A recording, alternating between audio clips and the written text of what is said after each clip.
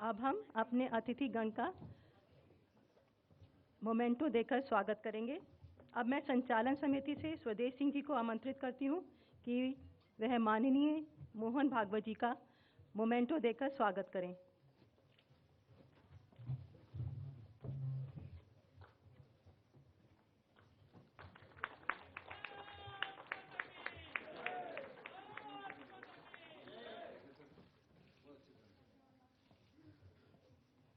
Anoop AJ. जी को आमंत्रित करती हूँ कि वह माननीय राजनाथ सिंह जी का मोमेंटो देकर स्वागत करें।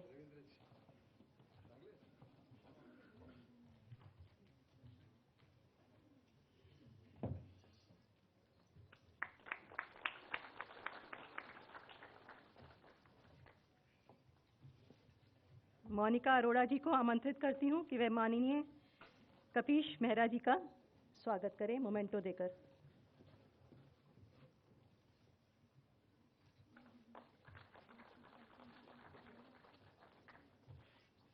यामिनी चौधरी जी को आमंत्रित करती हूँ कि वह श्री उदय मोहरकर जी का स्वागत करें मोमेंटो देकर।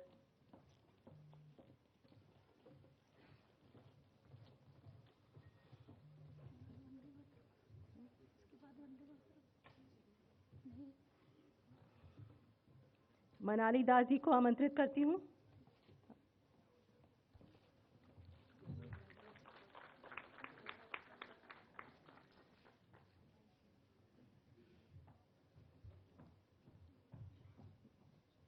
मनाली दास जी को आमंत्रित करती हूँ कि वह श्री चिरायु पंडित जी का मोमेंटो देकर स्वागत करें।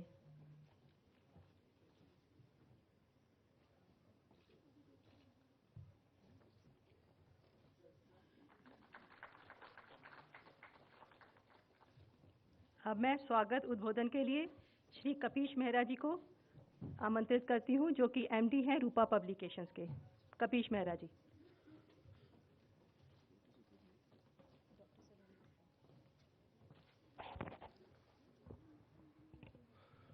सलोनी जी को धन्यवाद। माननीय सरसंघचालक जी, राजनाथ जी, उदय मोहरकर जी, चिरायु जी, गणमान्य व्यक्ति, मीडिया के मित्र, आप सबको हम रूपा की तरफ से एक खास अभिनंदन, धन्यवाद आज के लिए समय निकालने के लिए और इस कार्यक्रम में भाग लेने के लिए। एक अंग्रेजी किताब का प्रकाशक जब हिंदी में बात करे तो अवश्य उसमें गलती होने की संभावना है, तो इसलिए मैं शुरू में ही इस चीज़ के लिए आप सबसे क्षमा याचना अपनी अर्पित करना चाहूँगा। कुछ समय पहले हम लोगों ने कुछ वीडियोस देखे जो उदय जी ने कंपाइल किए थे और हम लोगों के लिए यहाँ पर प्ले किए गए। उन वीडियोस को देखते हुए एक वाक्य जो पिछले कुछ दिनों में ट्विटर पे बहुत ही पॉपुलर हो गया था, वो मेरे दिमाग में चल रहा था, और वो वाक्य है आई टोल्ड यू सो। किसने किसको और किस उपलक्ष्य में बोला मैं वो नहीं बोलना चाहूँगा, पर आई टोल्ड यू सो जैसा वाक्य बहुत कुछ हमें सावरकर जी के बारे में, उनके दृष्टिकोण के बारे में और उन्होंने जो हमें समझाया था उस समय, उसके बारे में सामने रखता है। शायद हम लोगों को आज अपने बारे में रिफ्लेक्ट करना चाहिए, सोचना चाहिए कि क्या हम लोगों ने उन बातों को सुना होता, समझा होता और सराहाया होता तो क्या आज परिस्थितियां कुछ अलग होती। कभी कभी प्रकाशक के रूप में ये स्वाभाविक है कि हम अपनी किताब की प्रशंसा करें, पर ऑथर की प्रशंसा करना भी उतना ही अनिवार्य है। मैं देवियों सज्जनों आपसे ये ज़रूर कहना चाहूँगा कि अगर सावरकर जी में राष्ट्र हित के लिए एक पैशन था तो वही पैशन उदय जी में सावरकर जी के लिए है, तो इसके लिए उनका बहुत बहुत उनको बधाई। आमतौर पर इस प्रकार की किताबें पढ़ने में काफ़ी कठिन होती हैं, बड़े शब्द होते हैं और ज़्यादातर लोगों के बिस्तर के किनारे पाई जाती हैं। पर उदय जी की ये किताब जिस तरीके से उदय जी और चिरायु ने लिखी है वो अपने आप में एक मास्टरपीस है। इसको आप एक बायोग्राफी नहीं बल एक फास्ट रीड की तरह पढ़ सकते हैं, जो तकरीबन 1 डेढ़ 2 घंटे में पूरी किताब को आप कंप्लीट कर सकते हैं। ये इनका राइटिंग स्टाइल है, ये इनको अपनी बात रखने की कला है, और इस कला के अंतर्गत वो किताब इतनी रोचक बन जाती है कि वो जीवन, वो विचारधारा बहुत ही अच्छी तरीके से हमारे सामने आती है। क्योंकि प्रकाशक हूँ तो स्वाभाविक है आंकड़ों से बहुत प्यार रहेगा, तो ये कहना अनिवार्य है उदय जी को कि आज जबकि किताब का विमोचन है, बहुत ही कम किताबों को इस प्रकार का विमोचन मिलता है जहाँ पर सर्व संचालक जी समय निकालें, भारत के रक्षा मंत्री राजनाथ सिंह जी समय निकालें, और बाकी बहुत गणमान्य व्यक्ति जो हम लोग के बीच में हैं। सबसे बड़ा लालच एक प्रकाशक को अपनी किताब को सक्सेसफुल बनाने का होता है, और जब कुछ लोग उस किताब का विमोचन करें तो उसका सक्सेस होना निश्चित होता है। राजनाथ सिंह जी का जब नाम चर्चा में आया, सर्व संचालक जी का तो नाम शुरू से ही था, तो पलक झपकते ही मैंने कहा कि हाँ, इनको हमारी किताब का विमोचन करना चाहिए। काफ़ी लोगों को ये नहीं पता, स्वयं राजनाथ जी को मैंने आज याद दिलाया कि जब राजनाथ जी ने और सर्व संचालक जी ने किसी चीज़ के साथ मिले हैं, वो किताब हमेशा सक्सेसफुल हुई है, बेस्ट सेलर हो गई है। तो देवियों और सज्जनों, इसमें मेरा निजी स्वार्थ था कि ये दोनों नाम हमारे बीच में आए और इस किताब को अपना आशीर्वाद दें और इसका विमोचन करें। उदय जी को ये जानकर खुशी होगी कि किताब के विमोचन के पहले दिन ही इस किताब का पहला प्रिंट रन तकरीबन पूरा समाप्त हो गया है। मार्केट में ऑलरेडी इसमें काफ़ी अच्छी बिक्री हो रही है, और ये चीज़ सबसे ये बोलना अनिवार्य इसलिए है क्योंकि शायद हम भूल गए हैं कि लोग, पाठक जो है, वो किताब का सब्जेक्ट देखकर खरीदता है, और शायद आज हम उस दृष्टिकोण को और उस विचारधारा को दोबारा अपने सामने प्रस्तुत कर पाए हैं, और इस रूप से प्रस्तुत कर पाए हैं कि वो पाठक आज दुकान में जाकर या वेबसाइट पर जाकर उस किताब को खरीदने के प्रयास कर रहा है, जिससे वो विचारधारा अब हम सबके बीच में आ रही है। इन्हीं शब्दों के साथ मैं फिर से सर्व संचालक जी का, राजनाथ जी का बहुत बहुत धन्यवाद करना चाहूँगा उनको कि उन्होंने समय निकाला, और उदय जी को कोशिश करूँगा कि वो जिस हिसाब से, जिस पैशन से लिखते रहें, और अब सावरकर जी के बाद एक नई किताब हमारे बीच में दोबारा और जल्दी लाएं। धन्यवाद।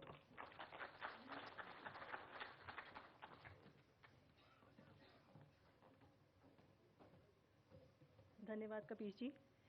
अब हमारे मुख्य अतिथि माननीय डॉक्टर मोहन भागवत जी से मेरा निवेदन है कि वह अपने कर कमलों से इस पुस्तक का विमोचन करें।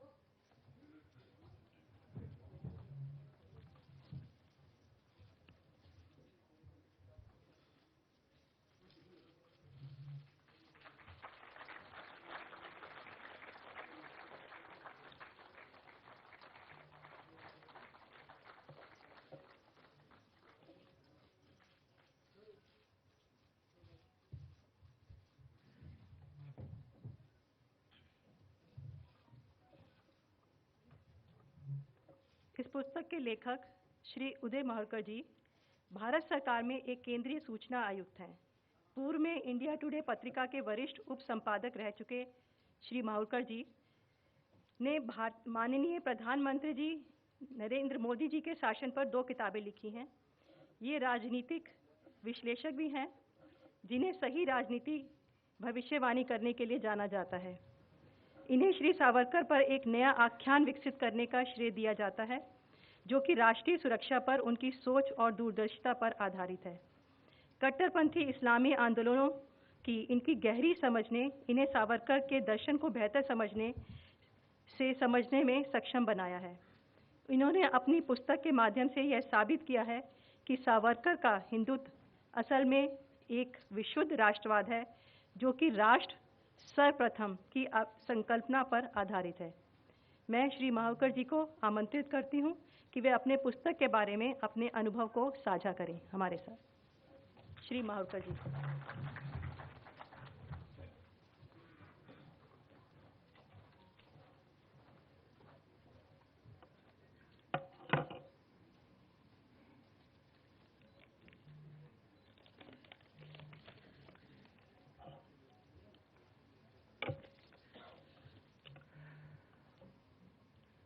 राष्ट्रीय स्वयंसेवक के सरसंचालक जी, पूजनीय मोहन भागवत जी, देश के रक्षा मंत्री और अपने एक उदार व्यवहार के लिए खूब जाने माने वाले ऐसे श्री राजनाथ सिंह जी, रूपा के पब्लिशर कपिश मेहरा जी, जिन्होंने आमतौर पे मैंने 2 पुस्तकें लिखी हैं, कई बार ऑब्जेक्ट भी करते हैं लोग कि हम नहीं छापेंगे, लेकिन उनका पूरा सहयोग रहा और जो रेडिकल वे में मैंने इसको लिखा था उन्होंने उसको कबूल किया और समझा कि देश की ये एक मांग है। मेरे सहलेखक चिरायु पंडित एकदम सौम्य भाव के व्यक्ति हैं, संत जैसा व्यवहार होता है उनका कभी कभी, लेकिन बहुत जानकार व्यक्ति हैं सावरकर जी के बारे में, और मेरा किताब लिखने में उनका बहुत बड़ा योगदान है। M.N. रॉय, मानवेंद्र रॉय नाम के एक बहुत बड़े थिंकर हो गए, जो पहले नेशनलिस्ट थे, फिर वो कम्युनिस्ट बन गए, फिर वो रेडिकल ह्यूमनिस्ट बन गए। आइडियोलॉजी उनकी चेंज होती रही, लेकिन एक महान थिंकर के रूप में उनको माना जाता है। 1937 में जब वीर सावरकर पॉलिटिक्स में एंटर हुए अपने हिंदुत्व फिलॉसफी के साथ, उस टाइम पे मानवेंद्रनाथ रॉय ने कहा था कि Savarkar is a banyan tree, we are all its branches. इतना बड़ा ट्रिब्यूट M.N. रॉय ने उनको पे किया था।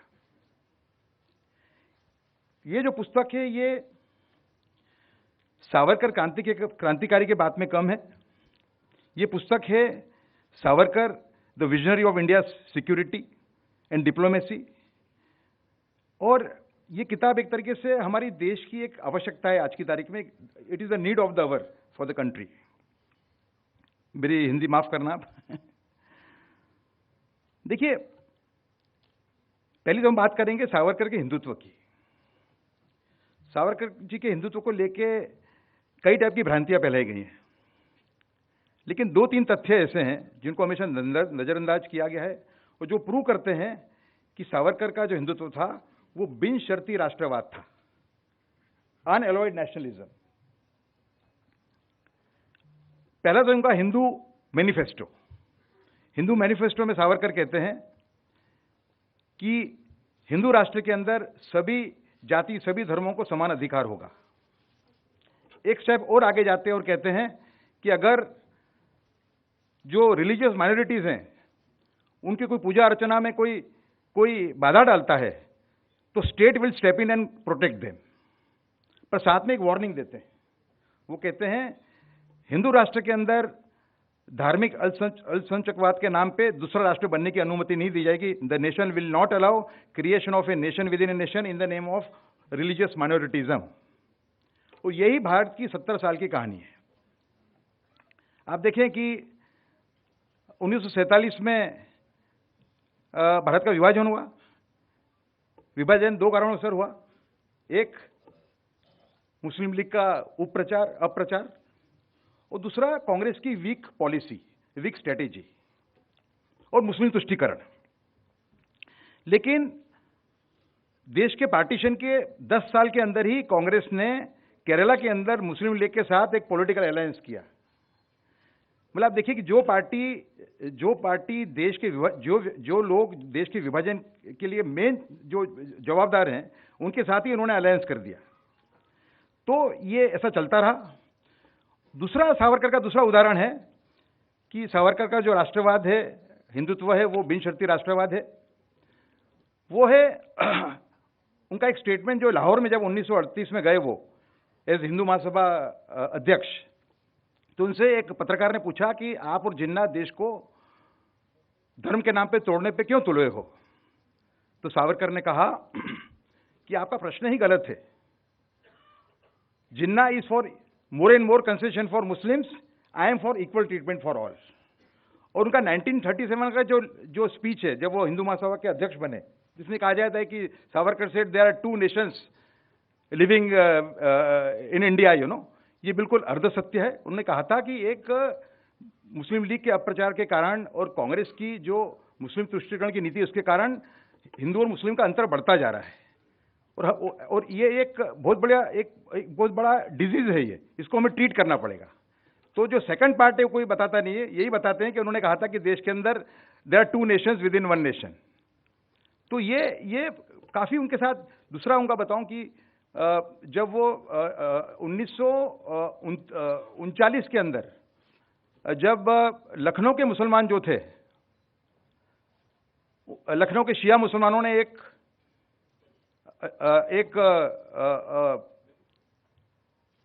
रिजोल्यूशन पास किया कि जो भी मुसलमान गौ हत्या करेगा वो हिंदू मुस्लिम एकता का विरोधी गिना जाएगा। सावरकर ने जब ये पढ़ा पेपर के अंदर, तो सावरकर ने एक स्टेटमेंट, उनको एक लेटर लिखा और स्टेटमेंट भी इशू किया। उसमें कहा कि मुसलमानों को ये जो प्रस्ताव है उसका मैं स्वागत करता हूं, और ऐसे प्रस्ताव अगर आते रहे तो हिंदू मुस्लिम एकता मुमकिन है।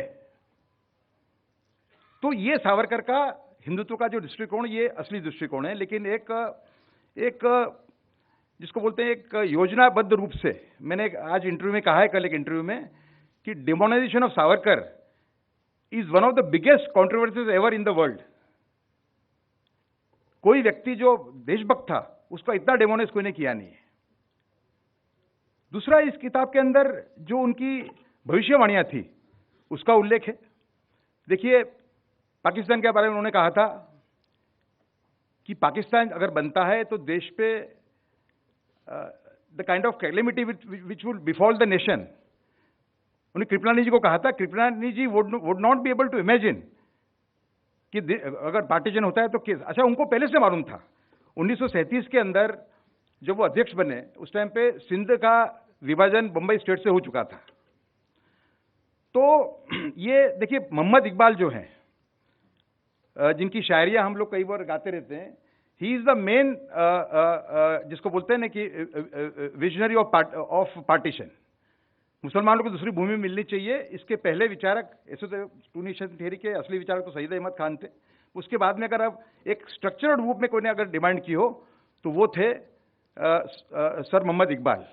तो मोहम्मद इकबाल ने जब 1930 का जो इलाहाबाद का सेशन हुआ, उसमें जो उन्होंने स्टेटमेंट इशू किया, उन्होंने कहा कि मैं सोचता हूं कि सिंध, बलूचिस्तान, पंजाब और आपका नॉर्थ वेस्ट फ्रंटियर प्रोविंस, ये फ्यूचर इस्लामिक देश होगा। पाकिस्तान नाम नहीं लिया था उन्होंने। तो जब सिंध प्रांत को अलग किया गया 1936 के अंदर, तभी सावरकर ने भांप लिया था कि ये पार्टीशन की तरफ बात बढ़ रही है, और वो रिपीटेडली कांग्रेस को आगाह करते रहे कि आप तुष्टीकरण की अगर आप नीति नहीं छोड़ोगे तो बहुत बड़ा खामियाजा देश को भुगतना पड़ेगा और हिंदुओं को भुगतना पड़ेगा। और लेकिन जो कांग्रेस से वो इस पथ पे आगे जाती रही। दूसरी एक बात जो तथ्य लोगों को नहीं मालूम है कि जब सावरकर 1937 में जब नजर कैद में से बाहर आए रत्नागिरी से, उस टाइम पे उनको सुभाष चंद्र बोस, अच्युतराव पटवर्धन, एसएम जोशी, इन लोगों ने उनको न्योता दिया था कि आप कांग्रेस में आइए। उन्होंने एक राणा प्रताप का जो स्पिरिट है उसको साथ रहते उन्होंने कहा कि कांग्रेस मुस्लिम तुष्टीकरण के पथ पे इतनी आगे बढ़ चुकी है कि मैं कांग्रेस का साथ नहीं दे सकता, मैं कांग्रेस ज्वाइन नहीं कर सकता, क्योंकि इस देश के अंदर मुस्लिम तुष्टीकरण करके हिंदू हकों का हनन करना ये देश के साथ धोखाधड़ी है। It is betrayal of the nation. इसलिए उन्होंने कहा था, I would like to stand in the last row of patriots than the first row of betrayers. Betrayers मतलब वो लोग जो देशभक्ति के नाम पे मुस्लिम तुष्टीकरण करके देश के साथ धोखाधड़ी कर रहे हैं। तो ये किताब में बहुत सारी चीजें हैं इसके अंदर। हमने इनको कहा है क्योंकि इनकी जो भविष्यवाणी थी, चाइना की भविष्यवाणी इन्होंने 8 साल पहले कर दी थी, चाइना वॉर की, 1962 चाइना वॉर की।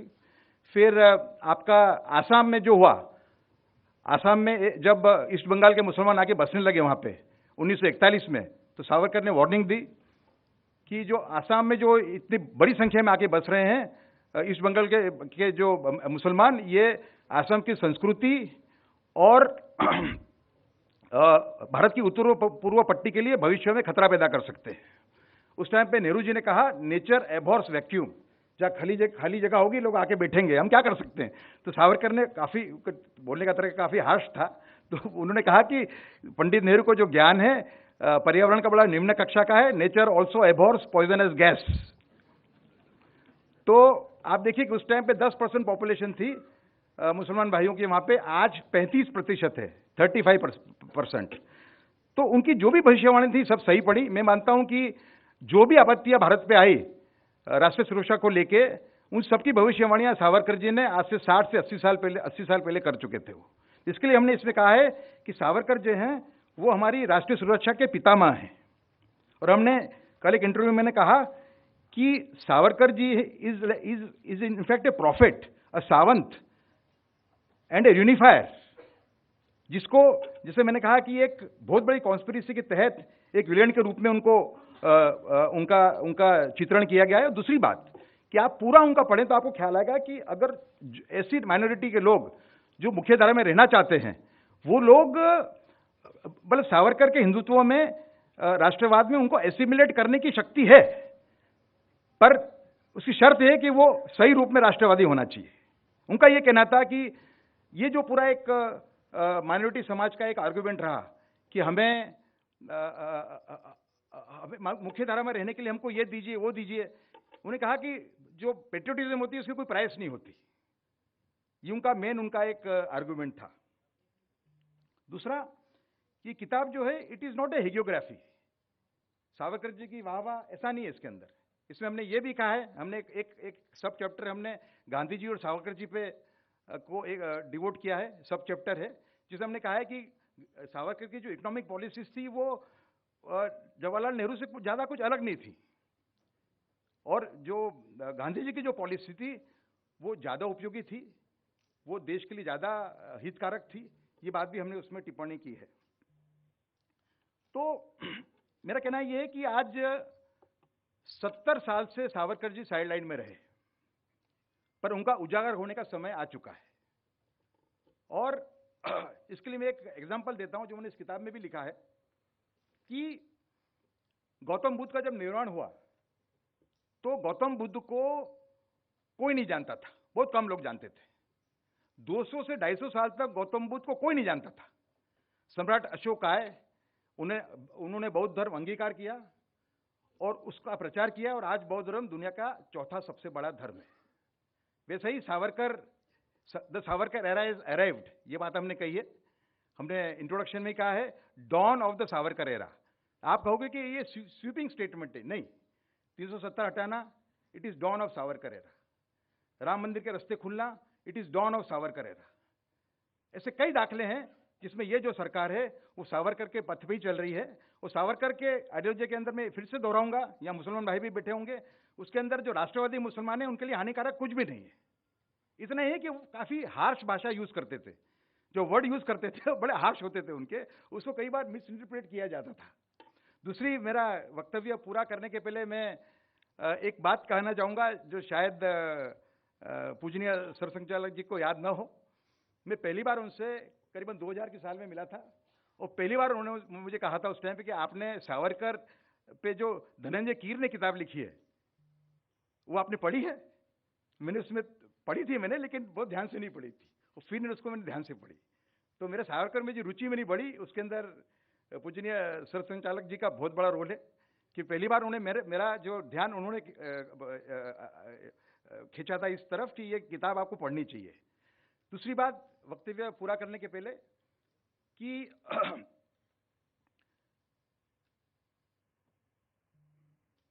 कई चीजें ऐसी हैं इसके अंदर जो पहली बार देश के सामने आ रही हैं। उसमें उनकी जो विजन है वो हमने बताई है। जैसे कि हमने कहा है उसमें सावरकर के विजन को ध्यान में रखते हुए उसके प्रिज्म से हमने ये कहा है कि जैसे कि दिल्ली के अंदर जो रोड है वो कई मुस्लिम आक्रमणकारों के नाम पे है, और जैसे ऐसे आक्रमणकार कि जिन्होंने हम पे अत्याचार किए हुए हैं। मैं अकबर को नहीं गिनता हूं उसमें। मैं मानता हूं कि एक नेशनलिस्ट विजन के लिए हमारे जो मुस्लिम भाई हैं, जो मॉडरेट हैं, उनके लिए भी मिडिवल रोल मॉडल होना चाहिए। इसके लिए अकबर है, ज़ैनुल अबिदीन है, कश्मीर के एक बहुत बड़े शासक हो गए, ये सब लोग को हमें स्वीकारना चाहिए, क्योंकि they are the role models for our Muslim population, Muslim people who are moderate.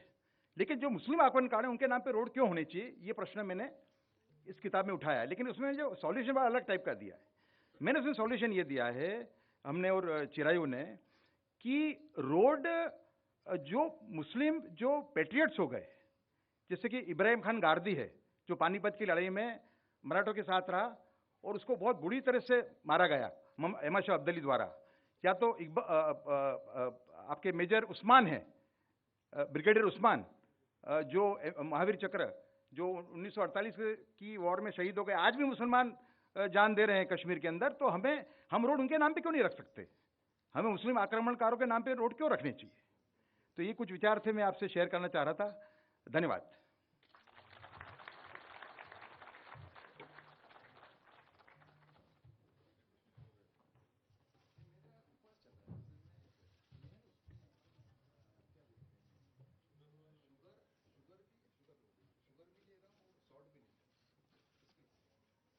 धन्यवाद मावरकर जी। इस पुस्तक के सह लेखक श्री चिरायु पंडित जी बड़ौदा के महाराजा सायाजी राव विश्वविद्यालय में सिविल इंजीनियर के लेक्चरर हैं। श्री चिरायु पंडित एमएस यूनिवर्सिटी बड़ौदा में लीडरशिप एंड गवर्नेंस के फाउंडिंग कोऑर्डिनेटर हैं। श्री पंडित राष्ट्रीय मुद्दों पर एक सक्रिय शोधकर्ता हैं और श्री सावरकर पर मराठी साहित्य का गहन अध्ययन करने के कारण सावरकर संबंधित मुद्दों पर उनकी काफ़ी अच्छी पकड़ है। मैं आमंत्रित करती हूँ कि वह अपने अध्ययन को हमारे साथ साझा करें।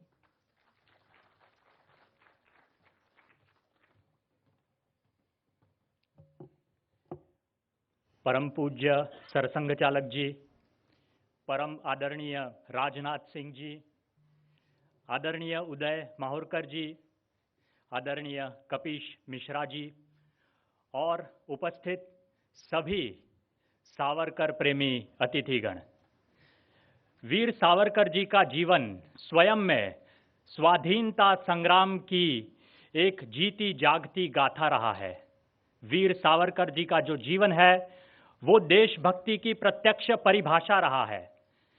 वे अपनी एक कविता में लिखते हैं, जिसका अनुवाद मैंने इस प्रकार से किया है: देशभक्ति व्रत नहीं लिया हमने अंधेपन में, देशभक्ति व्रत नहीं लिया हमने अंधेपन में, इतिहास प्रेरणा लेकर ठान लिया है मन में।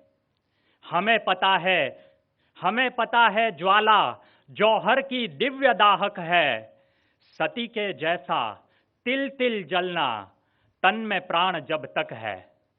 हम जब शाखा में जाते हैं, देश के लिए जीना सीखो जब हमें सिखाया जाता है, तो ये सावरकर जी का जीवन हमारे लिए बहुत ही प्रेरणा रूप रहा है। ये पुस्तक हमने 5-6 महीनों में पिछले 5-6 महीनों में लिखी है, लेकिन इसकी जो प्रक्रिया है वो पिछले 20-25 सालों से चल रही है। माहुरकर जी और मैं बार बार टाइम पर इस विषय पर संवाद करते रहे हैं और जिसका परिपाक हम आज इस पुस्तक के रूप में देख रहे हैं। इस पुस्तक के रूप में मुझे सहलेखक का गौरव प्रदान करने के लिए मैं माहुरकर जी का आजीवन ऋणी रहूंगा। साथ साथ हमारी बात लाखों लोगों तक पहुंचाने के लिए रूपा पब्लिकेशंस का भी मैं बहुत आभारी हूं। ये पुस्तक एक मेरे लिए प्रोजेक्ट नहीं है, मेरे रोजिंदा जीवन का एक भाग ही है और इसलिए मैं मेरे माता पिता जी का, मेरे बड़े भाई जिगर इनामदार जी का, छोटे भाई कौस्तुभ का, मेरी जीवन संगिनी श्वेता का भी इसमें योगदान है। अंत में मैं बस एक ही बात कहूँगा कि हमने आज तक वीर सावरकर जी की जो भीषण भविष्यवाणियां हैं वो सच होते हुए देखी है। चाहे वो देश का विभाजन हो, चाहे वो चीन का आक्रमण हो, चाहे शास्त्री जी के साथ किया गया विश्वासघात हो, ये सब भविष्यवाणियां हमने सच होती देखी है। लेकिन पिछले कुछ दिनों से, पिछले कुछ वर्षों से ऐसा विश्वास होने लगा है कि हम इसी जीवन में वीर सावरकर जी की जो भव्य भविष्यवाणियां हैं वो भी साकार हुए होते देखेंगे।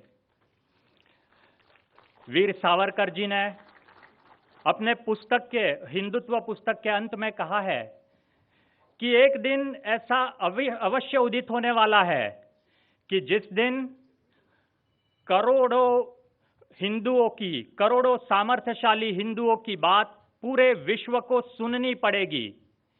और उस दिन हिंदू जो बात कहेगा वो भगवत गीता की बात से कोई अलग बात नहीं कहेगा। वो हिंदू वसुधैव कुटुंबकम की बात करेगा। वो हिंदू शंकराचार्य जी ने जो कहा है वाराणसी मेदिनी, समस्त पृथ्वी ही वाराणसी है, वह बात करेगा, वसुधैव कुटुंबकम की बात करेगा। और जैसे कि माहुरकर जी ने कहा सावरकर एरा हैज अराइव्ड, और वो भी प्रतीकात्मक रूप से वाराणसी से ही शुरू हुआ है। और ये सावरकर एरा का प्रभात है जिसका स्वागत करने के लिए हम सब आज यहाँ उपस्थित हुए हैं। धन्यवाद। वंदे मातरम।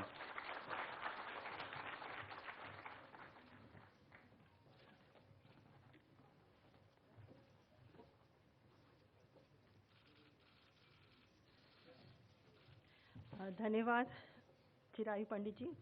आज के कार्यक्रम की अध्यक्षता कर रहे श्री राजनाथ सिंह जी भारतीय जनता पार्टी के एक अनुभवी नेता हैं, जिन्होंने आरएसएस के स्वयंसेवक के रूप में अपना करियर शुरू किया। उन्होंने एक युवा नेता के रूप में उत्तर प्रदेश राज्य में पार्टी की सेवा की और बाद में उत्तर प्रदेश के मुख्यमंत्री बने। उन्होंने 2 बार यानी 2007 से 2009 और 2013 से 2014 में भाजपा के अध्यक्ष के रूप में भी कार्य किया है। उन्होंने माननीय वाजपेयी जी की सरकार में कैबिनेट मंत्री के रूप में कार्य किया और माननीय मोदी जी की सरकार के प्रथम कार्यकाल में गृह मंत्री बने। वे वर्तमान में भारत के रक्षा मंत्री के रूप में कार्यरत हैं और लोकसभा के उपनेता भी हैं। मैं श्री राजनाथ सिंह जी को उनके अध्यक्षीय उद्बोधन के लिए आमंत्रित करती हूँ।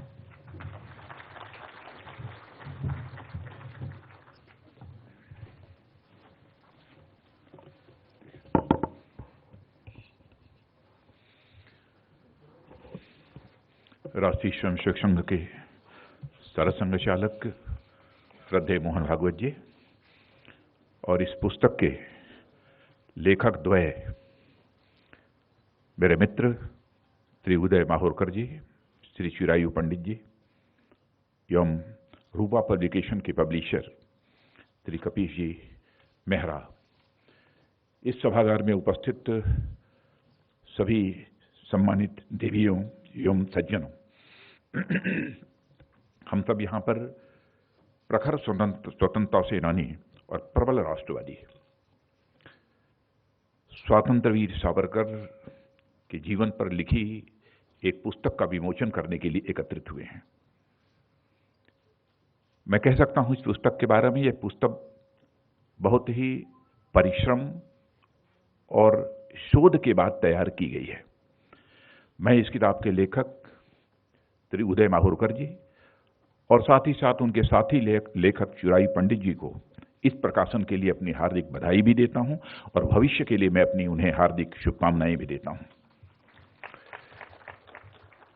उदय माहुरकर जी को जब हम केवल एक वरिष्ठ पत्रकार के रूप में जानते थे, राजनीतिक विश्लेषक के रूप में जानते थे, प्रतिभाशाली लेखक के रूप में जानते थे, लेकिन जिस तरीके से उन्होंने ये पुस्तक लिखी है, मैं कह सकता हूं वेल रिसर्च्ड यह पुस्तक माहुरकर जी ने लिखी है।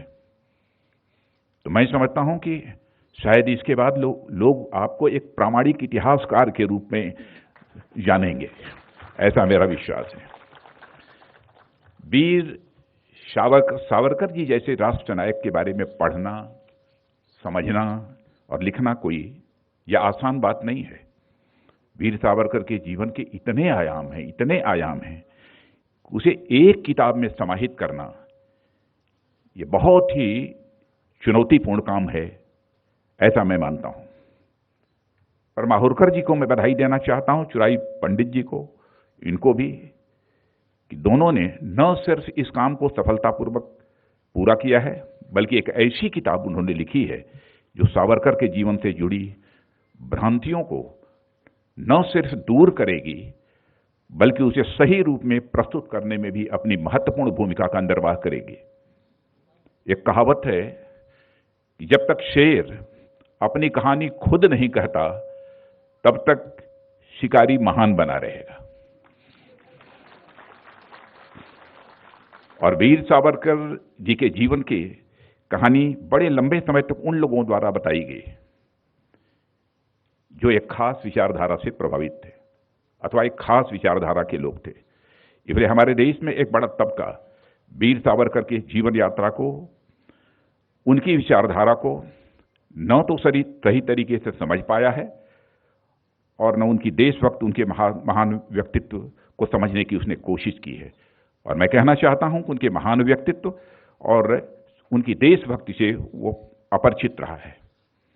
पर मुझे बेहद खुशी है कि पिछले कुछ वर्षों में वीर सावरकर जी के जीवन पर कुछ लोगों ने बहुत ही कड़ी मेहनत की है, अच्छा शोध कार्य भी किया है और एक ईमानदार विश्लेषण भी उन्होंने किया है, जिसका नतीजा यह है कि आज वीर सावरकर के जीवन पर कुछ अच्छी और शोधपरक किताबें हम लोगों को पढ़ने को अब मिल जाती हैं।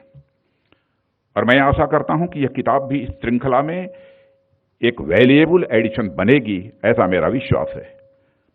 और मैं मानता हूं कि जो हमारे राष्ट्र नायक हैं उनके व्यक्तित्व और कर्तृत्व को लेकर आप एक वाद प्रतिवाद यह तो कर सकते हैं, डिफरेंस ऑफ ओपिनियन आपकी हो सकती है, मगर उन्हें एक हेय दृष्टि से देखना, किसी भी सूरत में इसे उचित नहीं कहा जा सकता, किसी भी सूरत में इसे न्याय संगत नहीं माना जा सकता। वीर सावरकर जी एक महान स्वतंत्रता सेनानी थे, इसमें कहीं दो मत नहीं है। उन्होंने किसी भी विचारधारा के चश्मे से देखकर राष्ट्र निर्माण में उनके योगदान को अनदेखा करना, अपमानित करना, एक ऐसा काम है जिसे मैं मानता हूं कि कभी माफ नहीं किया जा सकता। और वीर सावरकर भारत इतिहास के महानायक थे, हैं और भविष्य में भी वह महानायक रहेंगे, इसे कोई रोक नहीं सकता है। आप खुद सोचिए कि देश को आजाद कराने का उनका इरादा कितना मजबूत रहा होगा कि अंग्रेजी हुकूमत ने उन्हें एक नहीं बल्कि दो बार आजीवन कारावास की सजा दी थी। ऐसे प्रखर राष्ट्रवादी और देशभक्त के ऊपर सवालिया निशान लगाने की कुछ लोगों की विशेष विचारधारा से प्रभावित होने के कारण की जाती है। श्रद्धेय अटल बिहारी वाजपेयी जी ने वीर सावरकर जी के बारे में उन्होंने कहा था, सावरकर का मतलब यह होता है तेज, सावरकर का मतलब यह होता है त्याग, सावरकर का मतलब यह होता है तप, सावरकर का मतलब यह होता है तारुण्य और सावरकर का मतलब यह होता है तर्क। मैंने कभी भी सावरकर जी ने यह नहीं कहा कि हमारी बातों को आप मानने के लिए मजबूर हो, किसी को कंपेल किया हो, नहीं। डिस्कशंस में, तर्क में भी सावरकर जी का विश्वास रहा है। ऐसे भी दृष्टांत पढ़ने को मिलते हैं। उन्होंने कहा था, अटल बिहारी वाजपेयी जी ने, सावरकर एक व्यक्ति नहीं है, एक विचार है। वह एक चिंगारी नहीं है, वह एक अंगार है। वो सीमित नहीं है बल्कि वह एक विस्तार है। यह अटल बिहारी वाजपेयी जी ने सावरकर जी के बारे में कहा। देवियों सज्जनों, वीर सावरकर एक प्रखर क्रांतिकारी थे। भारतीय विचार के साथ साथ वे पश्चिमी क्रांतियों और क्रांतिकारियों के विचार से भी प्रभावित थे। शायद आप में से कुछ लोगों को इस बात की जानकारी होगी कि मेजिनी और गैरिबाल्डी जैसे इटालियन क्रांतिकारी वीरों के विचारों का उन पर एक बहुत ही असर था और वे मानते थे कि भारत को आजाद कराने के लिए सशस्त्र क्रांति का भी विकल्प खुला रहना चाहिए था। यह बहुत ही स्पष्ट सोच वीर सावरकर की थी और इस दृष्टि से उन्होंने मित्र मेला, अभिनय भारत सोसाइटी का गठन किया ताकि वो अपने जैसे अन्य क्रांतियों के साथ भी वह काम कर सकें। कुछ लोग वीर सावरकर को नाजीवादी और फाशीवादी होने का आरोप लगाते हैं। खासतौर पर वे लोग इस प्रकार का आरोप लगाते हैं जो मार्क्सवादी या लेनिनवादी विचारों से प्रभावित रहे हैं या आज भी हैं। सच्चाई यह है कि वीर सावरकर हिंदुत्व के विचार को मानते थे, मगर न तो वो हिंदूवादी थे, न फांसीवादी थे, न नाजीवादी थे, बल्कि वे सीधे सीधे यथार्थवादी थे और राष्ट्रवादी थे। अपने भाषणों में और लेखन में उन्होंने बहुत विस्तार से अपने विचारों को बहुत ही बेबाकी के साथ उन्होंने रखा है। यदि हम उन्हें पढ़ें तो पाएंगे कि वे उस वक्त मौजूद हर तरह की व्यवस्था की चर्चा जरूर करते थे, वे बोल्शेविक रेवोल्यूशन की भी बात करते थे, तो डेमोक्रेसी की भी, हेल्दी डेमोक्रेसी की भी वीर सावरकर जी चर्चा करते थे। सावरकर के लिए राष्ट्र कोई एक राजनीतिक इकाई नहीं थी, केवल एक पॉलिटिकल एंटिटी नहीं थी, बल्कि एक कल्चरल एंटिटी थी, एक सांस्कृतिक इकाई थी। उनका विचार था कि सांस्कृतिक समानताएं राष्ट्र के निर्माण में राष्ट्रवाद की भावना को मजबूत करने में महत्वपूर्ण भूमिका निभाती थी। यह उनकी स्पष्ट सोच थी। उनके लिए एक आदर्श राज्य और सरकार वो था जहां नागरिकों के बीच सांस्कृतिक और धार्मिक पहचान के आधार पर कोई भेदभाव न हो। मैं फिर से दोहराना चाहता हूं, उनके लिए एक आदर्श राज्य और सरकार वो था जहां नागरिकों के बीच सांस्कृतिक और धार्मिक पहचान के आधार पर कोई भेदभाव न हो। यह वीर सावरकर जी का विचार था। साथियों, हमें वीर सावरकर के हिंदुत्व के विचार को गहराई से समझना होगा और उनके लिए हिंदू शब्द एक या पंथ या मजहब से जुड़ा न होकर भारत की ज्योग्राफिकल और कल्चरल आइडेंटिटी से जुड़ा हुआ था। उनका हिंदुत्व का विचार सांस्कृतिक राष्ट्रवाद की विचारधारा से जुड़ा हुआ था, जो यह मानता था कि सिंधु के इस पार रहने वाले हिंदू हैं और यहाँ की संस्कृति भी हिंदू है। जो लोग इस भारत भूमि को अपनी पुण्य भूमि, पितृभूमि या मातृभूमि मानते हैं, वे सभी हिंदू हैं। यह सावरकर जी का विचार है, चाहे वे किसी भी मजहब को मानते हो। यदि उनकी निष्ठा भारत की संस्कृति और संस्कारों में है तो वह हिंदू हैं। यह उनकी एक विचारधारा थी, एक उनकी यह सोच थी। लेकिन इस सोच पर भी बहुत सारे लोगों को आपत्ति होती है। आपत्ति किसी को भी हो सकती है, लेकिन वीर सावरकर जी की इन सब सारी विचारों के कारण जो उनसे नफरत करना, मैं समझता हूं इसके औचित्य को कोई स्वीकार नहीं करेगा। साथियों, सावरकर के लिए देश सबसे पहले था। वे बड़ी बेबाकी के साथ कहते थे कि भारत का किसी भी देश से संबंध इस बात पर निर्भर करना चाहिए कि हमारे राष्ट्रीय हित और सुरक्षा नीति की वह कितना अनुकूल है। यह कैसी सरकार है, इससे कोई फर्क नहीं पड़ता है। वे तो यहां तक कहते थे कि दूसरा देश भारत के हितों के अनुकूल हो और वह जब तक वह अनुकूलता बनी रहे तभी तक वह हमारा मित्र है। यह एक ऐसा प्रैग्मेटिज्म है जो आज की दुनिया की डिप्लोमेसी की एक नई करेंसी है। इसलिए मैं यह मानता हूं कि वीर सावरकर 20वीं शताब्दी के भारत के सबसे पहले और सबसे बड़े सैन्य कूटनीतिक सामरिक विशेषज्ञ हैं, जिन्होंने आजाद भारत के लिए एक robust defence and diplomacy doctrine भी देश की जनता के सामने रखा है। और सावरकर के खिलाफ झूठ फैलाया गया। बार बार यह बात कही गई कि उन्होंने अंग्रेजी सरकार के सामने अनेकों मर्सी पिटीशन फाइल की, लेकिन सच्चाई है कि मर्सी पिटीशन उन्होंने अपने को रिहा किए जाने के लिए नहीं फाइल की थी। सामान्यतः जो एक कैदी को पूरा अधिकार होता है कि मर्सी पिटीशन फाइल करना चाहे तो वह कर सकता है। महात्मा गांधी ने उन्हें कहा था कि आप मर्सी पिटीशन फाइल करो। महात्मा गांधी के कहने पर उन्होंने मर्सी पिटीशन फाइल की थी और महात्मा गांधी ने अपनी तरफ से यह अपील की थी। उन्होंने कहा था यदि सावरकर जी को रिहा किया जाना चाहिए, जैसे हम शांतिपूर्ण तरीके से आजादी हासिल करने के लिए आंदोलन चला रहे हैं, वैसे ही सावरकर जी भी आंदोलन चलाएंगे। यह बात महात्मा गांधी जी ने कही थी। लेकिन उनको बदनाम करने के लिए इस प्रकार की कोशिश की जाती है कि मर्सी पिटीशन फाइल की थी, उन्होंने क्षमा याचना मांगी थी, अपनी रिहाई की बात कही थी। यह सब सारी बातें बेबुनियाद और गलत हैं। सावरकर ने भारत के लोगों को गुलामी की बेड़ियों को तोड़ने के लिए प्रेरित किया था। उस समय देश में प्रचलित छुआछूत की कुप्रथा के खिलाफ उनके विचार और कार्य दोनों ने डॉक्टर अंबेडकर को भी प्रेरित किया था। उन्होंने हमेशा सहभोज, अंतर्राज्यीय और अंतर्राष्ट्रीय विवाह और विधवा विवाह, नारी शिक्षा, मंदिरों में सभी जातियों के प्रवेश के लिए लड़ाई लड़ी है। वे सही मायनों में एक सोशल रिवॉल्यूशनरी थे। राष्ट्रवाद सावरकर की विचारधारा का अभिन्न अंग था, पर मानवता उसका आधार था।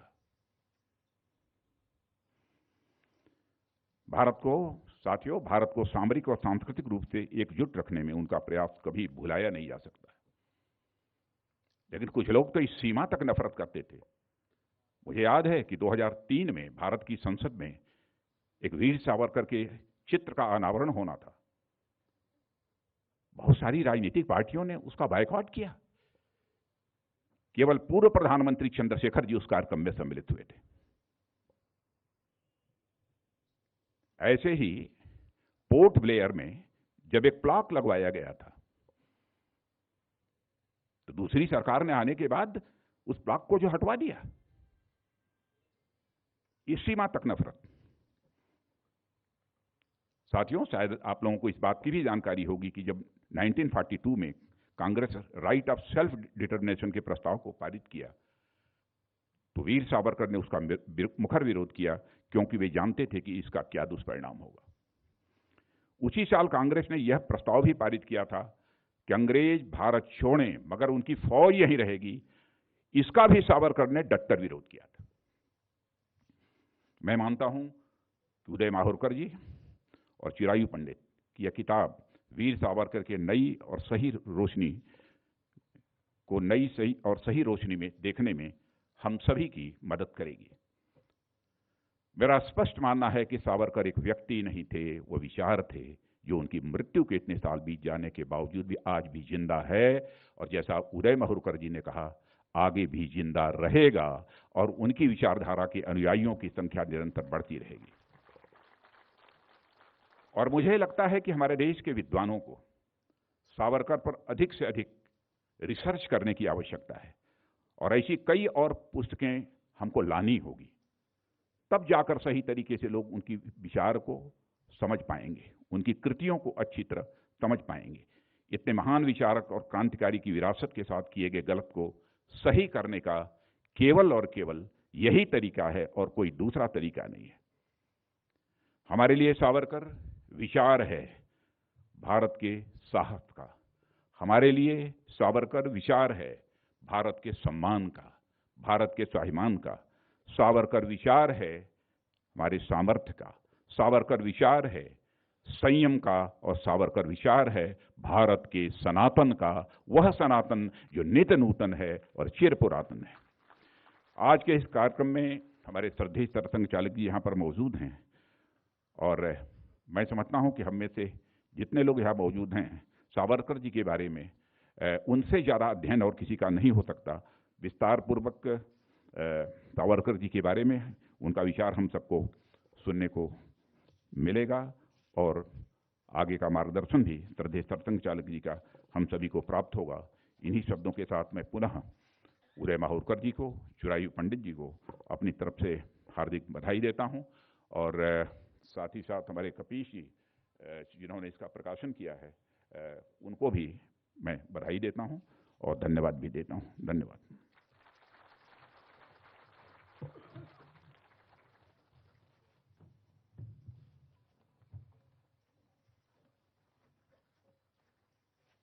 धन्यवाद माननीय रक्षा मंत्री जी।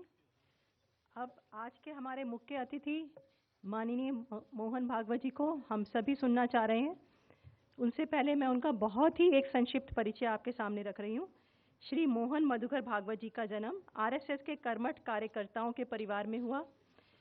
1975 में पशु चिकित्सा विज्ञान में अपने स्नातकोत्तर पाठ्यक्रम को छोड़ के आरएसएस के पूर्णकालिक प्रचारक बन गए। 2009 में उन्हें राष्ट्रीय स्वयंसेवक संघ के 6ठे सर संचालक के रूप में चुना गया। वे पशु और मत्स्य विज्ञान में ऑनरेरी डॉक्टर ऑफ साइंस की डिग्री से भी सम्मानित हैं। 2017 में विभिन्न इस्लामी आतंकवादी संगठनों से एक उच्च खतरे की धारणा के कारण भारत सरकार ने भागवत जी को 24 घंटे Z+ VVIP सुरक्षा प्रदान करने का आदेश दिया।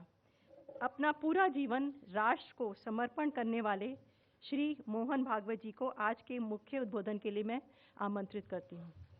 माननीय भागवत जी।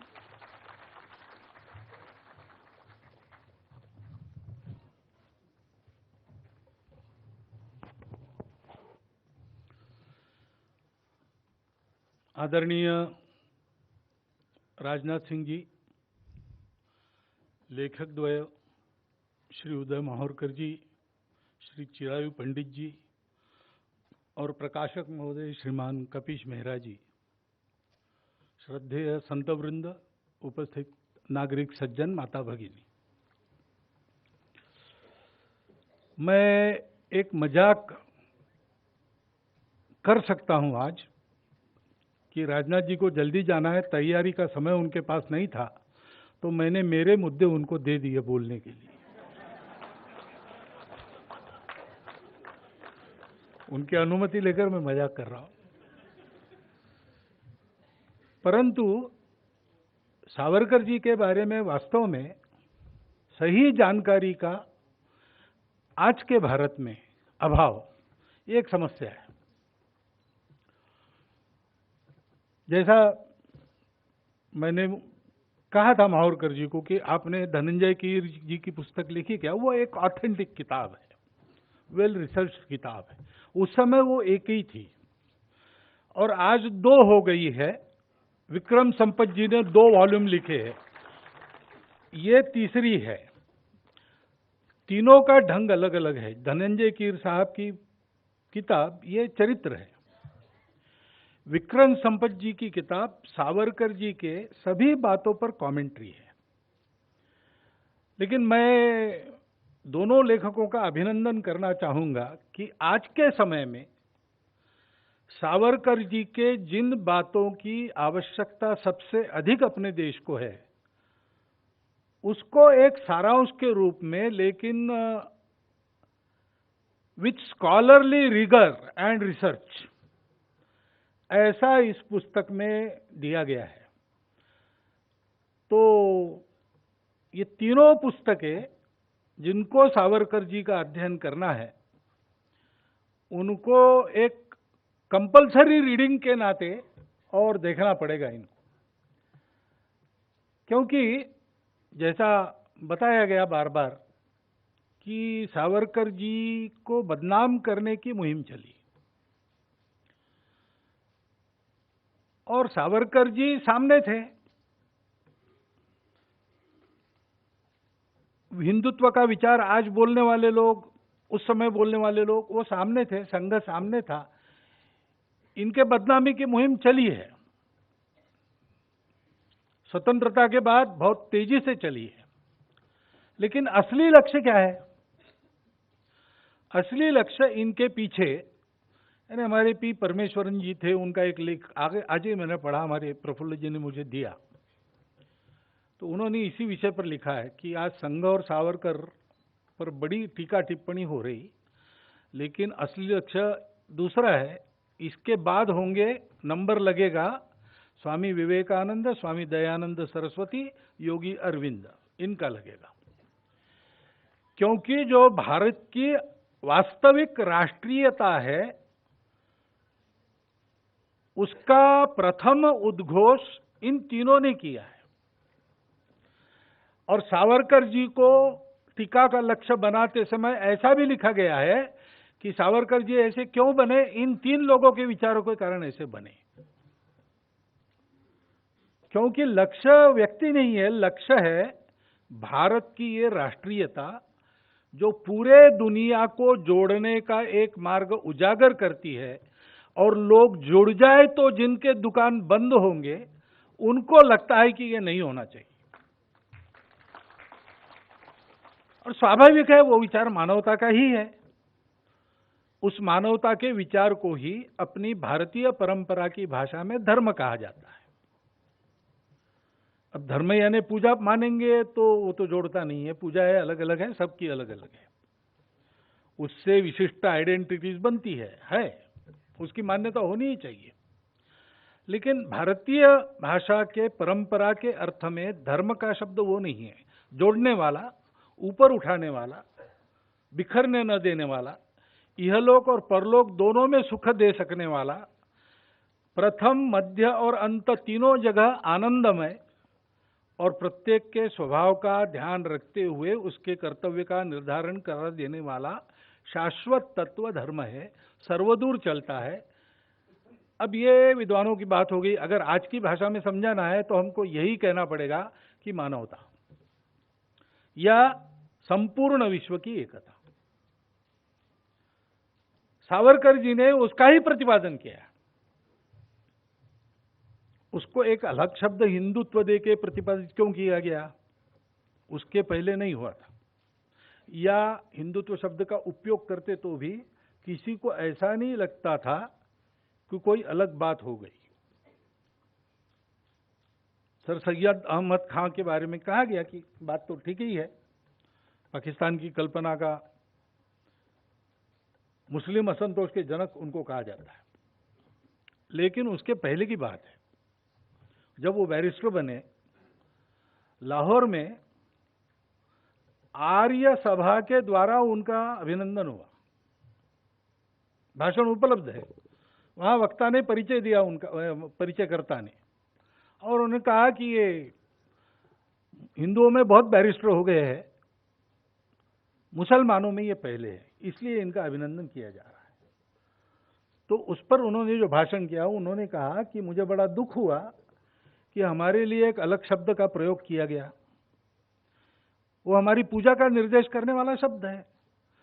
लेकिन इस्लाम से हमने पूजा ली तो क्या हुआ? हम भारत माता के पुत्र नहीं है क्या? हमको आप हिंदू नहीं मानते हैं क्या? भारतीय जनमानस की ये स्थिति थी, लेकिन कट्टरपन की हवाएं चली, और इतिहास में ये पहली बार नहीं हुआ है।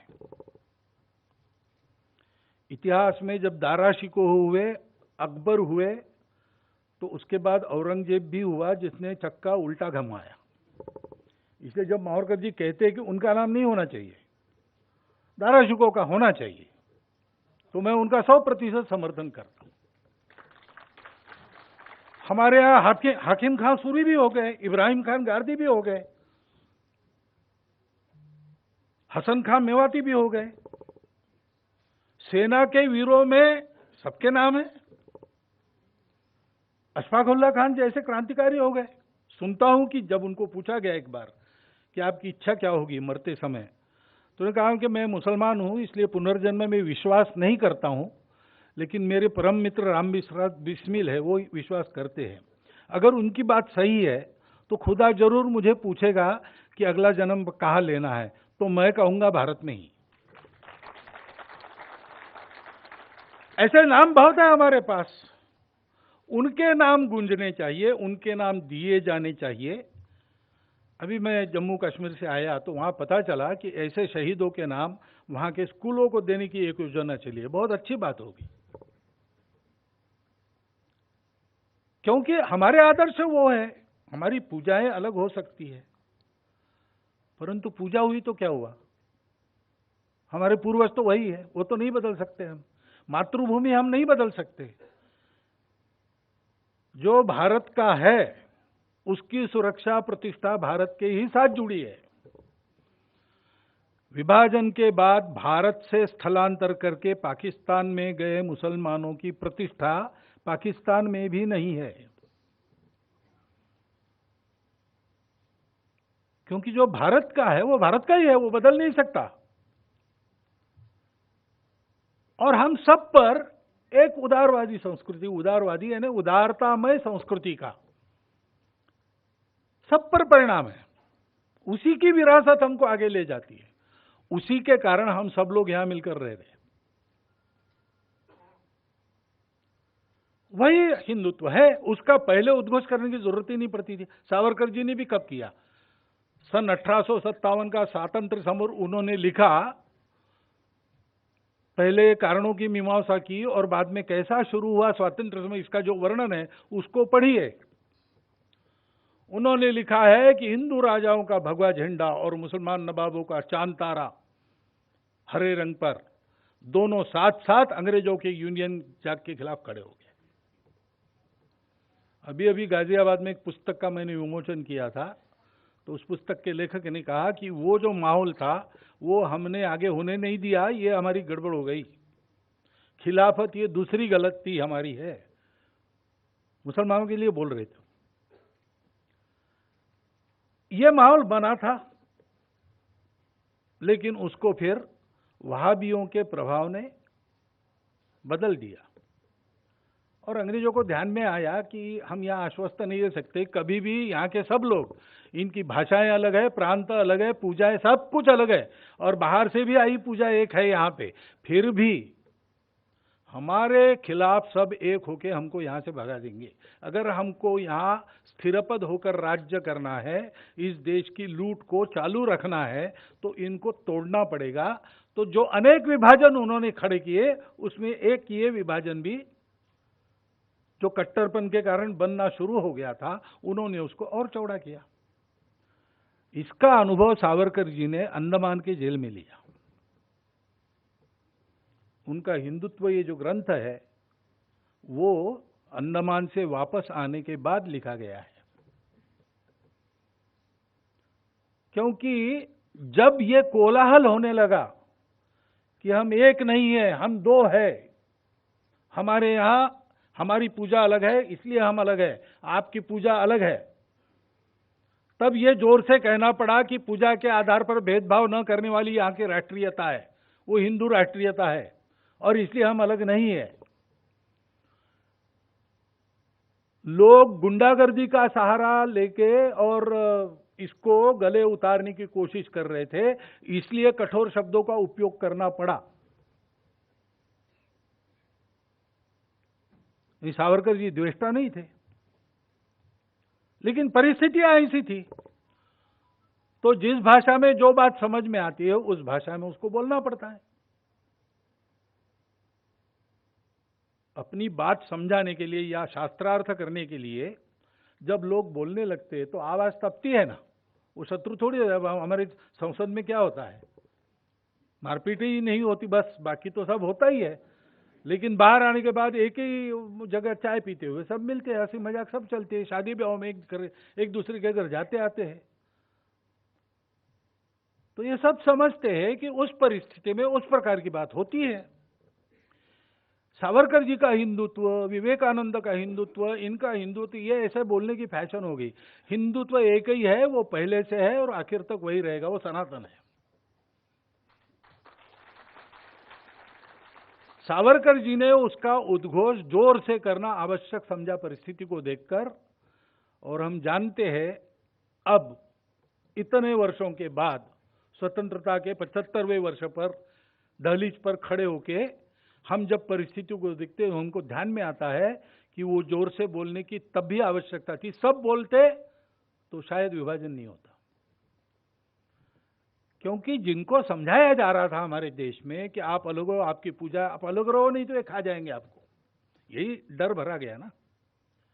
उनको हमको ये समझाना था कि भाई इस देश में ऐसा कभी हुआ नहीं है, बाकी सारे देशों में ऐसा हुआ है दुनिया में, लेकिन हमारे यहाँ तो विश्व का हर देश जब भी दिग्भ्रमित हो लड़खड़ाया, सत्य की पहचान करने इस धरा के पास आया, भूमि हर दलित को पुचकारती, हर पतित को उद्धारती। ऐसा हमारा देश है, यहाँ जितने आए उतने विद्यमान है और सब चल रहे हैं और सबका स्वागत है, स्वीकार है। इसलिए अलगाव की बात मत करो, विशेष अधिकारों की बात मत करो। एक बार प्रमोद जी महाजन नागपुर में आए और पहली बार नागपुर के मोमिनपुरे में उनका कार्यक्रम रखा गया, सार्वजनिक भाषण। बीजेपी के प्रति कुतूहल लोगों का जाग रहा था। मैं तो बीजेपी में काम वगैरह करता नहीं हूँ, किया नहीं है, लेकिन मैं संघ का प्रचारक हूँ, तो समाज में क्या चलता है मेरे कान पर आता, और मैं उस समय नागपुर का प्रचारक था। तो सिलेक्टेड मुसलमानों के बुद्धिजीवी ऐसे 750 लोगों को बुलाया था, 1000-1200 लोग थे उस सभा में, बुलाए वो तो सब आए ही थे। प्रमोद महाजन ने वह विषय रखा कि देखो हम राम मंदिर वाले हैं, उसके लिए आंदोलन कर रहे हैं और हमको आपके वोटों की बिल्कुल आशा नहीं है, तो ये सभा आपको आपके वोट प्राप्त करने के लिए नहीं है, हम क्या सोचते हैं वो बताने के लिए। हम आपको वोटर के नाते देखते ही नहीं, हम आपको अपने देश के एक नागरिक, हमारे भाई के नाते देखते हैं, और इसलिए हम अपेक्षा करते हैं कि सूखी रोटी हम खा रहे तो हम आधी आपको देंगे, आधा आधा बांटकर खाएंगे। हम ये भी कहते हैं कि हम सूखी खाएंगे और आपको जलेबी देंगे, ये होगा नहीं, और आप खाने में हिस्सेदार जरूर हो, कोई आपका हिस्सा नकार नहीं सकता, वैसे आप कर्तव्य के भी भागीदार हो, उसका हिस्सा आप नहीं नकार सकते। इसको आपको मानना है तो मानो, बाकी लोग आपको वोटर खुशामद करके पीठ में छुरा भूखने वाले लोग हैं। हमारी भाषा सरल है, हम क्या करने वाले बता रहे थे, अपीजमेंट ऑफ नन, ये हमारा नारा है, well being of all, appeasement of none. Savarkar ji ने यही कहा था। स्वतंत्रता की उनकी जो कल्पना थी उसमें जैसे जो जो उत्तम उदात्त उन्नत महन मधुर वह सब स्वतंत्रता भगवती तेरे साथ इस भूमि पर आएगा, ये उनकी आशा थी। और तंत्र के बारे में उन्होंने बहुत गहन विचार करके बातें कही थी। एक के बाद एक उनकी भविष्यवाणी सत्य होती हुई हमने अनुभव की है। स्वतंत्र भारत हुआ तब उन्होंने कहा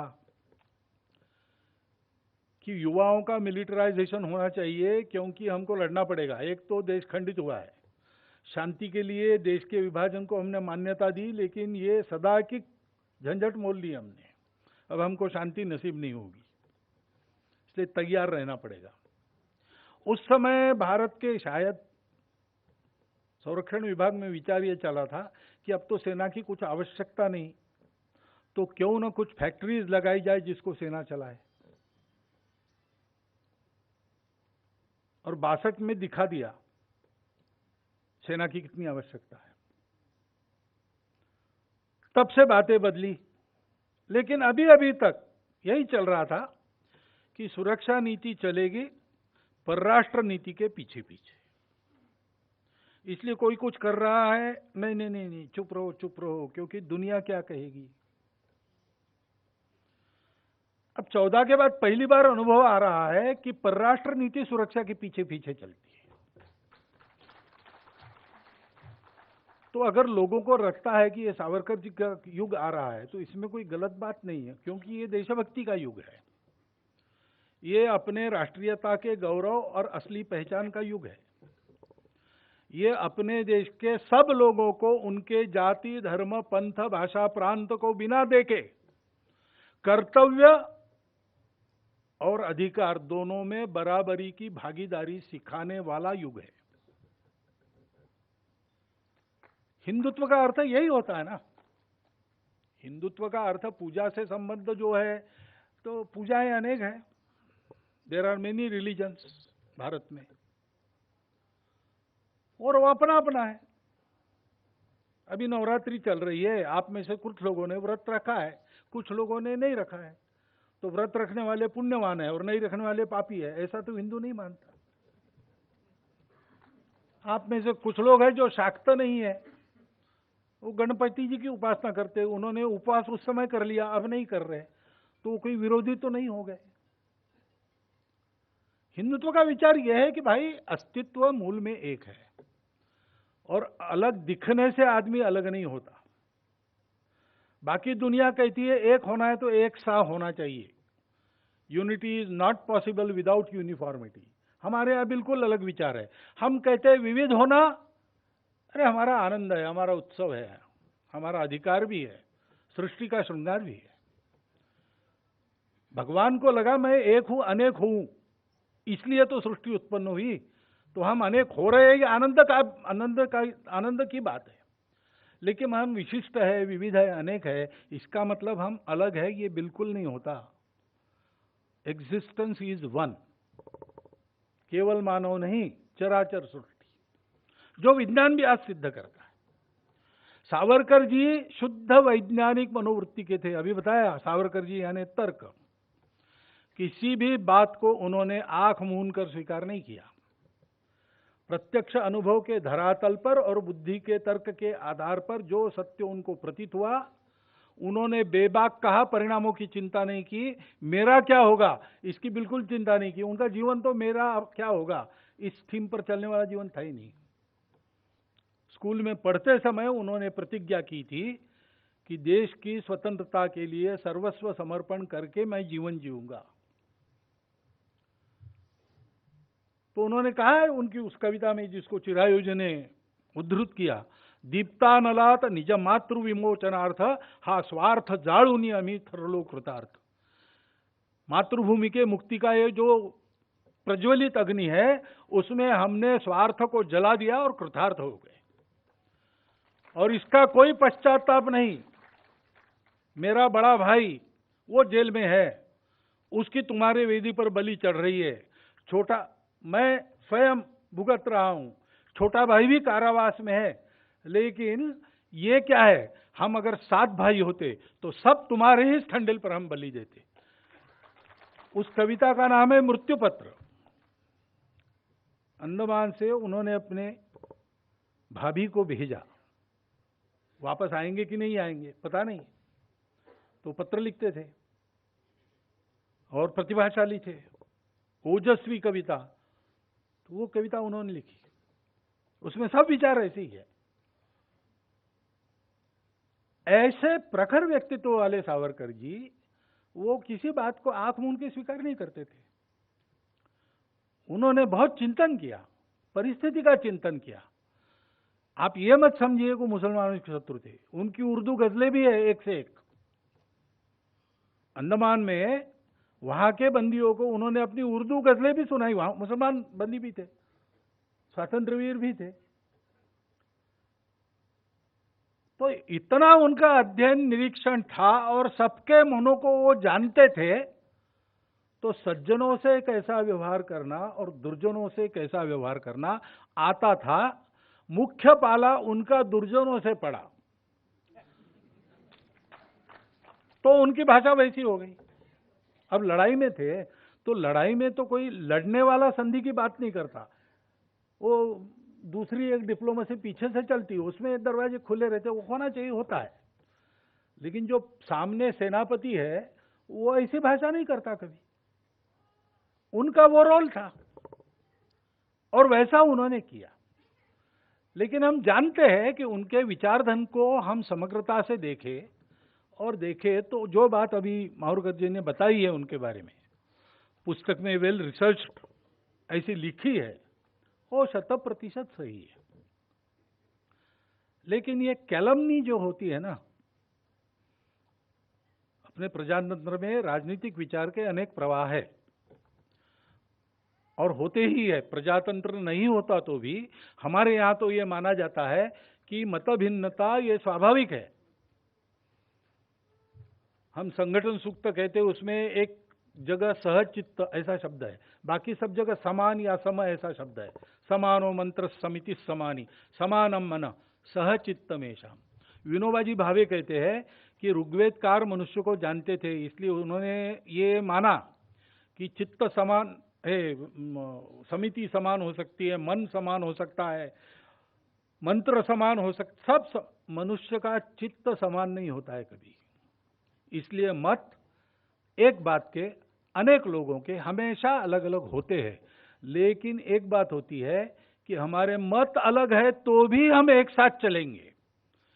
ये जहां होता है वहां मतों का शास्त्रार्थ होता है, एक सहमति बनती है।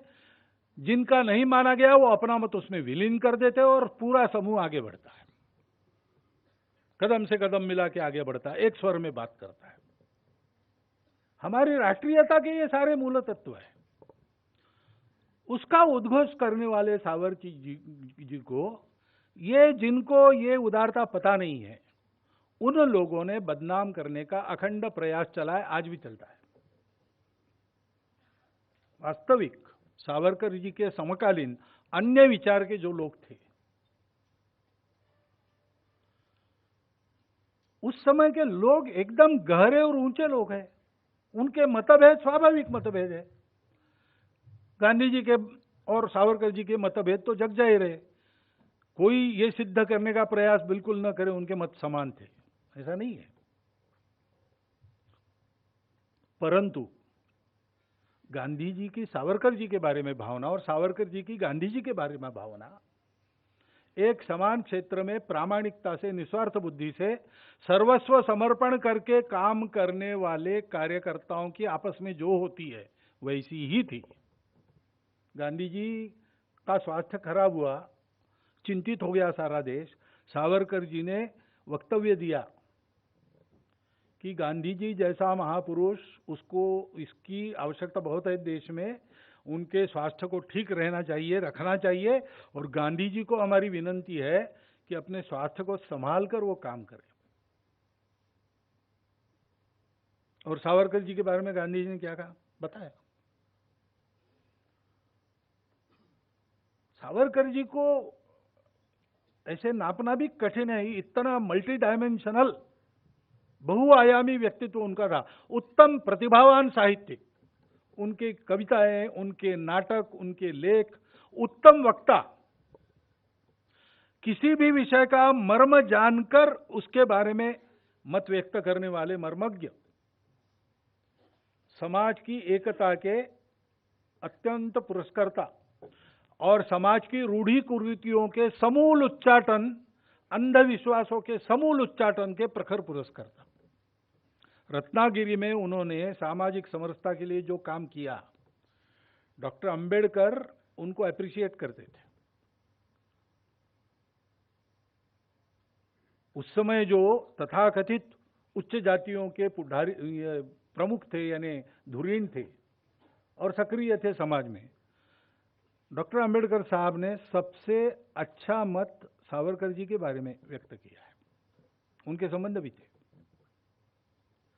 ऐसे व्यक्तित्व को, यानी क्षुद्र दृष्टि रही, क्षुद्र बुद्धि रही तो क्या कहना, वो तो किसी को भी नीचे उतारने में।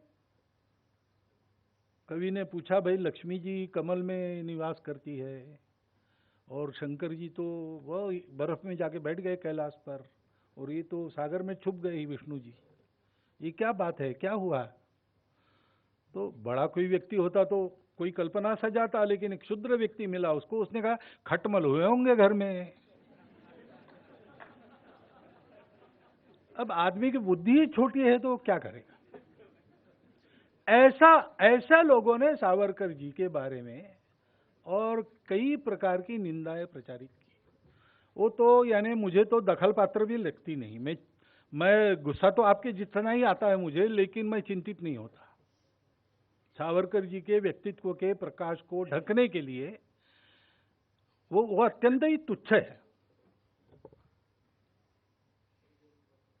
वो सारा निंदा का तमस विदीर्ण करके सावरकर जी के विचारों का प्रकाश हम तक तो पहुंच ही रहा है। आज 75 वर्ष हमने सब प्रकार के अनुभव लिए, उसके बाद आज लगता है लोगों को कि बात तो सही है। ये अगर उस समय लगती, उस समय फिर हिंदू समाज कहता कि भाई आप लोग क्यों अलग, आप हमारे हो, आप हमारे भाई हो, कर्तव्य में आपका भी हिस्सा है और जो मिलेगा उसमें भी आपका हिस्सा है, बराबरी से चलो, you are not a minority. अभी हमारे उन्होंने फारूक खान साहब ने उन्होंने कह दिया कि माइनॉरिटी मेजॉरिटी डिवीजन की आवश्यकता नहीं। संविधान सभा के समय भी कुछ मुसलमान सदस्यों ने यह मत व्यक्त किया था। ये भेद हम क्यों करते भाई? हम एक देश के जाए, एक देश के उपजे, हम परस्पर भाई है। पूजा अलग होना हमारे देश की परंपरा है, भाषाएं अलग होना हमारे देश की परंपरा है। ये सारी बातें अलग होने के बाद भी हम एक देश के लिए लड़ते रहे। रावण का खतरा राम के राज्य पर नहीं था, बीच में बहुत बड़ा दंडकारण्य था, लेकिन अयोध्या का राजकुमार चलकर दक्षिण में करके रावण का विध्वंस करके क्यों आया? क्योंकि इस देश की भूमि, इस देश की संस्कृति, इस देश का जन, इसकी सुरक्षा उसका काम था। क्यों चाणक्य वहां से तक्षशिला से वापस आकर चंद्रगुप्त को ले गया, उसको खड़ा करके, और उसने यवन के आक्रमणों का प्रतिकार करवाया मगध के साम्राज्य से?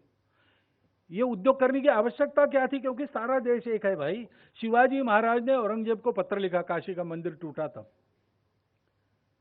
कि हिंदू मुसलमान दोनों को भगवान ने उत्पन्न किया है, इसलिए प्रत्येक राजा का कर्तव्य है दोनों को समान आंख से देखकर उनके साथ व्यवहार करे।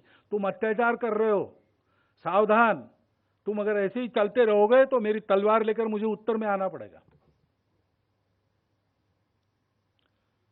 क्यों? शिवाजी महाराज का राज्य आज के महाराष्ट्र के 2-3 जिलों तक ही सीमित था। काशी की चिंता क्यों की? क्योंकि सारा देश एक है, अनेक भाषा है, अनेक पंथ है, सब कुछ है, लेकिन हम सब लोग एक भारत माता के सपूत है, एक संस्कृति के विरासतदार है, जो सारे विश्व को साथ में चलना सिखाती है।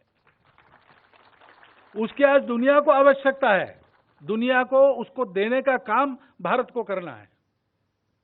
वो करने के लिए भारत समर्थ हो, इसको समझने वाला हिंदू समाज सशक्त हो, क्योंकि सत्य के पीछे शक्ति नहीं है तो दुनिया उसको नहीं मानती, और शक्ति के पीछे शील नहीं है तो वो उन्मत्त होती है। इन बातों को जानने वाले सावरकर जी ने ये बताया है, वो जो आखिरी पैराग्राफ पढ़ के बताया कि ऐसा समर्थ संगठित बल संपन्न हिंदू गीता के अलावा दूसरी बात नहीं कहेगा, वो वसुधैव कुटुंबकम की ही बात करेगा, क्योंकि हमारा यही पसाया दान है, हमको पूर्वजों से मिला हुआ, उसी को हमको समय समय पर देना पड़ता है। उसके लिए इस देश में जो प्रत्येक है उसका दायित्व है, समान दायित्व वाले हम लोग हैं। हमारी मातृभूमि विभाजित नहीं हो सकती। अभिनव भारत उनका जो क्रांतिकारी आंदोलन था, उसका सांगता समारोह उन्होंने बाद में कहा, जिसमें पूजनीय गुरुजी उपस्थित थे। उस समय का उनका भाषण है कि हम हिंदू सिंधु के बिना रह कैसे सकते। 1967 की बात है। उन्होंने तब भी यह सोचा था कि भारत एक होना चाहिए, एक होगा। योगी अरविंद ने कहा था कि अब ये विभाजन हो गया तो इसके कारण बहुत भटकाव होगा, लेकिन अंततोगत्वा फिर से अखंड भारत उदीयमान होगा। ये विश्व के लिए आवश्यकता है। आज स्वर्गीय राम मनोहर लोहिया जी की जयंती है। वो भी अखंड भारत का स्वप्न देखने वालों में एक थे। आज हम सावरकर जी को स्मरण करें, उनके असली रूप में, रंग में उनको देखें। ऐसा देखने के लिए ऐसी पुस्तकों का अध्ययन करें, ऐसी पुस्तकों को घर में खरीद कर रखें, ताकि हमारी नई पीढ़ी भी उसको पढ़े और सही जानकारी ले, और फिर से उस खोई हुई एकात्मता और अखंडता को वापस लाने के लिए संकल्पबद्ध हो। बड़ा साफ साफ प्रकाशक महोदय ने कहा कि हमारे आने से बिखराव बढ़ता है, इसलिए उन्होंने हमको बुलाया है। लेकिन ठीक है, बिखराव बढ़े, मेरी शुभेच्छा तो है ही, परंतु साथ साथ ये संकल्प अगर अपने समाज में बनता है तो लेखक द्वय का जो इतना परिश्रम है, इतने कम समय में इतना गहन अध्ययन कर और ऐसे विषय पर उन्होंने लिखा, लोग क्या कहेंगे पता नहीं, ऐसा उनको लगता था। और प्रकाशक महोदय ने, आजकल हो रहा है ऐसे पुस्तकों का प्रकाशन भी, तो उन्होंने भी इसको प्रकाशित करने का साहस किया। तो वो फालतू नहीं जाएगा अगर ये संकल्प लेकर हम खड़े हो जाएंगे और एक आदर्श भाईचारा युक्त समाज, बल संपन्न समाज, विश्वहितैषी समाज, स्वनिर्भर समाज बनकर खड़े रहेंगे और विश्व को शिक्षा देंगे। वो दिन हम जल्दी देखें। ये शुभकामना आपको विजयादशमी के 2 दिन पहले ही देता हूँ और मेरा भाषण समाप्त।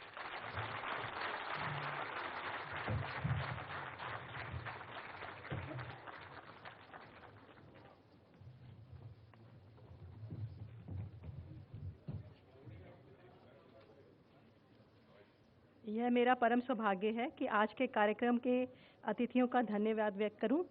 सर्वप्रथम माननीय सर संचालक जी का हार्दिक धन्यवाद। उन्होंने इस पुस्तक को आशीर्वाद दिया और अपने कर कमलों से